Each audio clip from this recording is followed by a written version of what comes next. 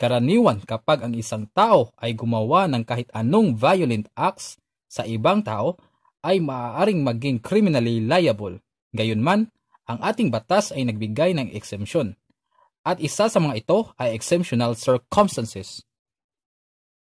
Article 247, Death or physical injuries inflicted under exceptional circumstances. Any legally married person who, having surprised his spouse in the act of committing sexual intercourse with another person, shall kill any of them or both of them in the act or immediately thereafter, or shall inflict upon them any serious physical injury, shall suffer the penalty of destierro. If he shall inflict upon them physical injury of any other kind, he shall be exempt from punishment.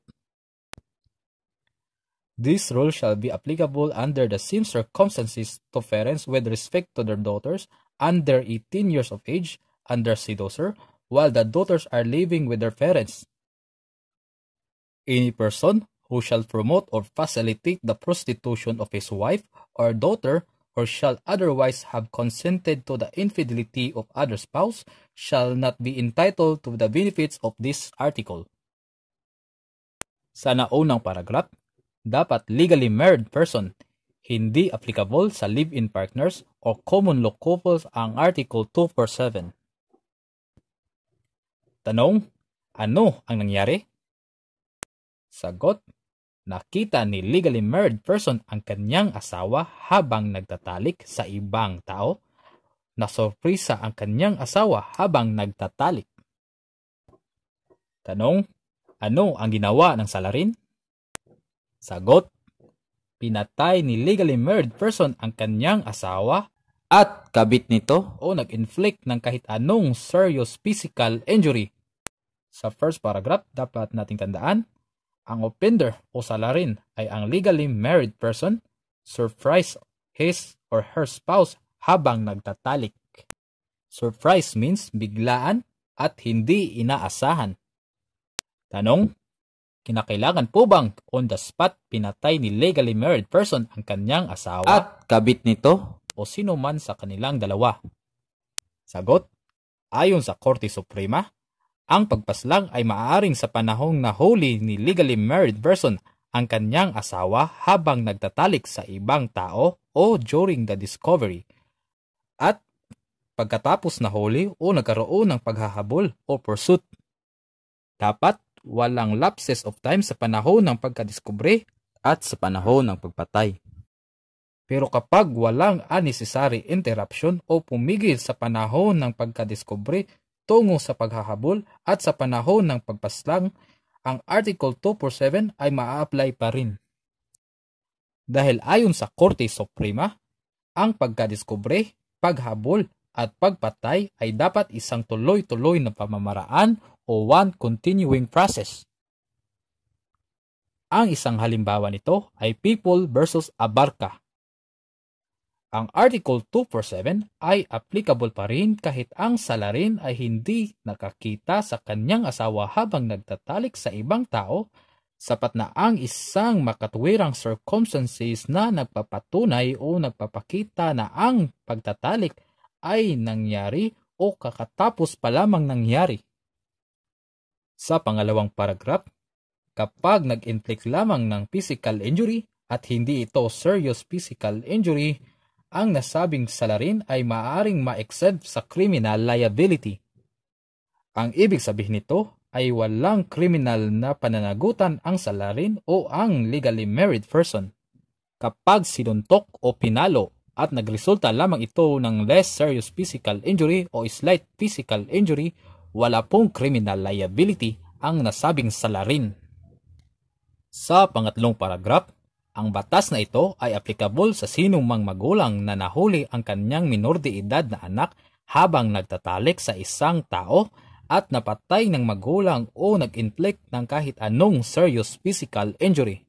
Take note, dapat ang anak ay isang babae.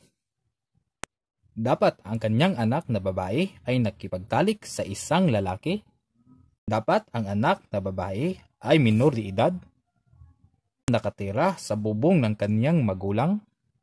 Take note, sa pangyayari, ang anak na babae ay nakipagtalik with consent o hindi labag sa loob ng babae, dahil kapag ito ay labag sa loob ng babae, ito ay rape. At kapag ang minor de edad ay 12 years pababa, isa pa rin itong rape kahit may consent, dahil ang age of consent sa Pilipinas ay 12 years pataas. Take note, hindi kinakailangan na legitimate ang mga magulang ng batang babae. Ang Article 247 ay maa-apply lamang kapag single ang babae. Kapag may ka-live-in na ito, hindi na po ito maa-apply, o kaya ang babae ay hindi na tumira sa bahay ng kanyang magulang. Take note, sa panghuling paragraph, kapag ang ginawa ng magulang ay nag-promote o nag-facilitate ng prostitution sa kanyang anak, ang Article 247 ay hindi maa-apply. O kaya ang legally married person ay nag-promote o nag-facilitate ng prostitution sa kanyang asawa, ang Article 247 ay hindi maa-apply. Ang Article 247 ay hindi applicable kapag pinayagan ng legally married person ang kanyang asawa na magtaksil sa kanya. Dapat nating tandaan, ang Article 247 ay applicable lamang kapag ang legally married person o magulang ay nasufri sa ang kanyang asawa o anak na babae habang nagtatalik sa ibang tao, at pinatay ni legally married person ang kanyang asawa at kabit nito, o pinatay ng magulang ang kanyang minor de edad at ang lalaki, at hindi nag-promote o facilitate ng prostitution ang legally married person o magulang, at hindi pinayagan ng legally married person ang kanyang asawa na magtaksil o mangabit. Kapag ang mga ito ay kulang sa isang pangyayari, ang nasabing salarin ay maaaring maparusahan ng krimeng murder, homicide, parricide, serious physical injury, less serious physical injury, at slight physical injury. Dapat tandaan, ang Article 247 ay hindi nagtakda at hindi nagparusa ng isang krimen. Ang Article 247 ay may penalting destyero o banishment o pagbabawal pumasok sa isang lugar sa loob ng 25 km radius. Ang destyero ay hindi kaparusahan kundi isa lamang itong proteksyon sa legally married person o magulang sa kanyang nagawang pagpaslang at serious physical injury. Ayon sa Korte Suprema, ang destyero ay proteksyon laban sa paghihiganti mula sa offended party. Recap po tayo.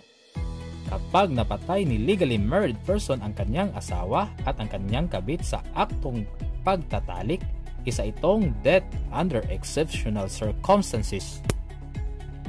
Kapag napatay ng magulang ang kanyang minor de edad na anak na babae at ibang tao sa aktong pagtatalik, ito ay death under exceptional circumstances.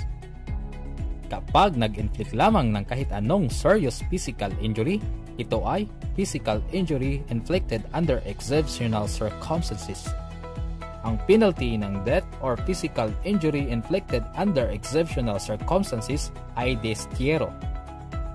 Kapag less serious physical injury o slight physical injury ang ginawa ng salarin, ang nasabing salarin ay maaaring ma-exempt sa nasabing krimen.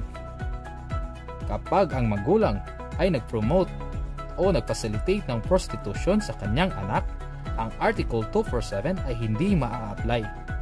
Kapag ang legally married person ay nag-promote o nag-facilitate ng prostitution sa kanyang asawa, ang Article 247 ay hindi maa-apply. At kapag pinayagan ng legally married person na magtaksil ang kanyang asawa, ang Article 247 ay hindi maa-apply.